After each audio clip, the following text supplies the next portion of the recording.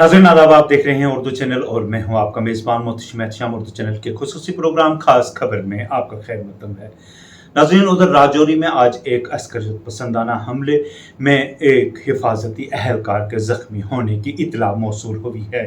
जिला राजौरी के बुधल तहसील के गंडवा गांव में पीर की अलल सुबह एक village defence committee VDC member के घर पर मिलिटेंटों के हमले के खिलाफ जवाबी कार्रवाई में एक फौजी जवान और मज़कूरा वीडीसी मेंबर का एक रिश्तेदार जख्मी हुआ, जबकि इलाके में वसी पैमाने पर ऑपरेशन जारी है। सरकारी जराये ने बताया कि राजौरी के बुधल तहसील के दूर अफ्तादा गांव गंडवा में दहशतगर्दों ने पीर की अलल सुबह 3:10 पर सूर्य चक्र इनाम याफ्ता परशोत्तम कुमार नामी एक वीडीसी मेंबर के घर पर हमला कर दिया। उन्होंने कहा कि वहां नजदीकी वाका फौजी कैंप के जवानों ने फुर्ती का मुजाहिरा करके इस हमले को नाकाम बना दिया।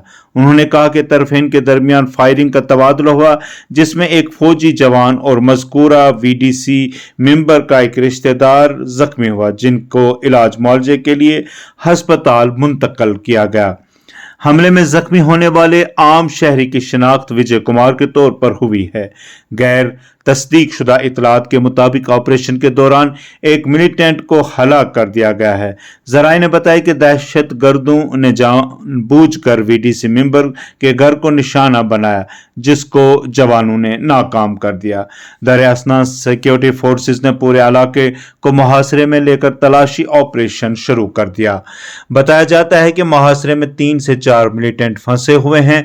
बता दें कि जम्मू खिते में हमलों में हो रहे इजाफे के पेश नजर जम्मू कश्मीर के लेफ्टिनेंट गवर्नर मनोज सिन्हा और फौजी सरबराह जनरल जम्मू में एक मीटिंग के दौरान सिक्योरिटी सूरत हाल का जायजा लिया। उधर सिक्योरिटी फोर्सेस ने मिलिटेंटों के खिलाफ ऑपरेशन ऑल आउट शुरू कर दिया है, जिसके लिए करीब 3000 इजाफी अहलकारों की तैनाती की गई है।